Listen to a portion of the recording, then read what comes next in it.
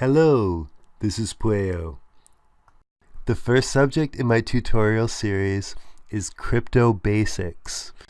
This is a fairly complex subject, and I've decided to play a few clips from YouTube videos and then comment on them. This way we can cover a lot of ground really fast. All right, let's get going. Bitcoin is the first decentralized monetary system which is hosted on the web by regular people. It's based on an open source computer program that hundreds of thousands of people are running on their computers. These computers, often specifically built for Bitcoins, are executing challenging cryptographic calculations by which a public ledger of all Bitcoin transactions is kept. Bitcoin removes the need to use third parties like banks or credit card companies in monetary transactions. That means not only cheaper and faster payments, but also more financial freedom, as governments or banks can't freeze the funds of the citizens for political or other reasons. The number of bitcoins has been limited from the beginning so that there can never be more than 21 million bitcoins. As a result, many believe that the value of bitcoins will rise when more and more people start using them. Bitcoin has indeed been possibly the best investment of the year because of its value has gone up by thousands of percents. Bitcoin has also become the most valuable currency in the world in just a few years. When traditional central banks print large amounts of euros and dollars, inflation occurs, in which the value of existing money decreases year by year, and the prices in the shops keep getting higher and higher. Bitcoin, on the other hand, is a practically deflationary currency. Deflation constantly increases the value of money, thus discouraging unnecessary consumption and the taking on of debt, whilst encouraging saving. The longer you can wait for your purchase, the less bitcoins it's likely to cost you. Most people would rather teach their children to save money for purchases instead of using large amounts of credit. It is common sense to prefer a monetary system that rewards saving instead of debt. There are three different ways of getting bitcoins. You can buy them directly from Bitcoin exchanges and from other people, or you can exchange them for goods and services. Or you can mine them yourself with a computer. It's worth mentioning that mining has become more and more intensive because of the huge growth in miners and improvements in their hardware. This has led Bitcoin network to become the most powerful computer network in the entire world, which makes attacking it very difficult. Many people believe that Bitcoin is about to disrupt the monetary system in a similar fashion to how email changed the way we communicate. It's a technological masterpiece and a demonstration of how smart technology can solve problems that once appeared impossible to solve. Modern technology allows people to communicate directly. Voice and video calls, emails, pictures and instant messages travel directly from A to B, maintaining trust between individuals no matter how far apart they are. When it comes to money, people have to trust a third party to be able to complete a transaction.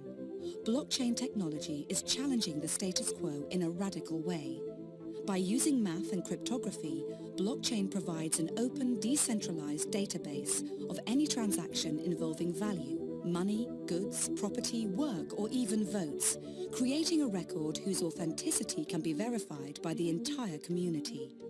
The future global economy will move towards one of distributed property and trust, where anyone with access to the internet can get involved. Digital currency is a digital coin that you can send through the internet. This currency represents value that is not issued by a central bank or government, but is accepted by people as a means of payment for goods and services.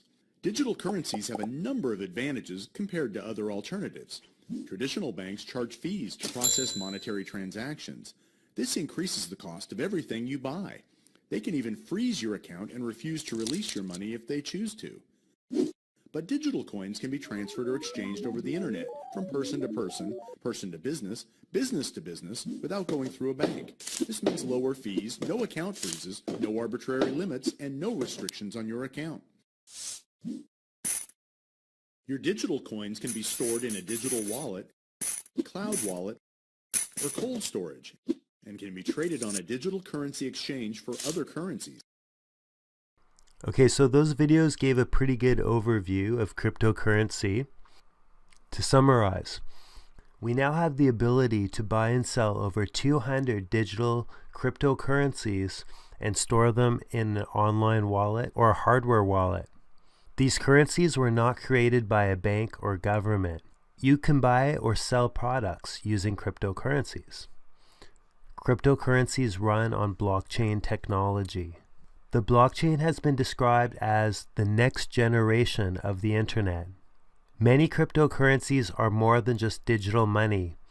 A more accurate description would be technology companies that use cryptocurrency like shares in their company.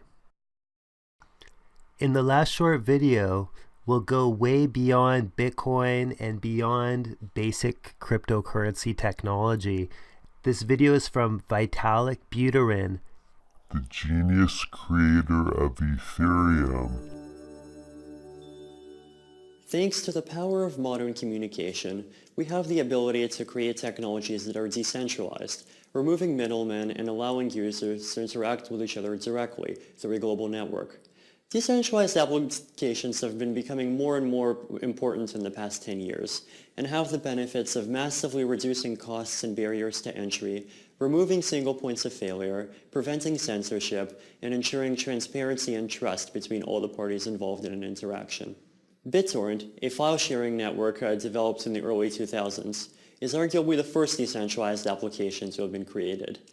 BitTorrent allows anyone to share any kind of file with anyone else in the world, allowing people to distribute content quickly and easily, even if they do not have the resources to pay for their own website or server. 5 years later, Satoshi Nakamoto came up with the idea of a blockchain, a sort of distributed database, and used it to build Bitcoin, the world's first decentralized currency. Decentralized currencies like Bitcoin allow people to send money instantly anywhere around the world with no regard for national borders with negligible fees. Bitcoin is increasingly being used for international remittances, micropayments, and commerce online. Decentralized applications for finance, cloud computing, messaging, and distributed governance are soon to come. Ethereum is a platform that is specifically designed for people to build these kinds of decentralized applications, or dApps for short. The Ethereum client, which we are calling the Ether browser, will include a built-in peer-to-peer network for sending messages, and a generalized blockchain with a built-in programming language, allowing people to use the blockchain for any kind of decentralized application that they want to create. Ethereum can be used to build financial applications that are fully trustworthy and transparent because they run on the blockchain. Online, cryptographically secure systems for managing your property and contracts. Social networking and messaging systems that allow users to maintain control of their own data.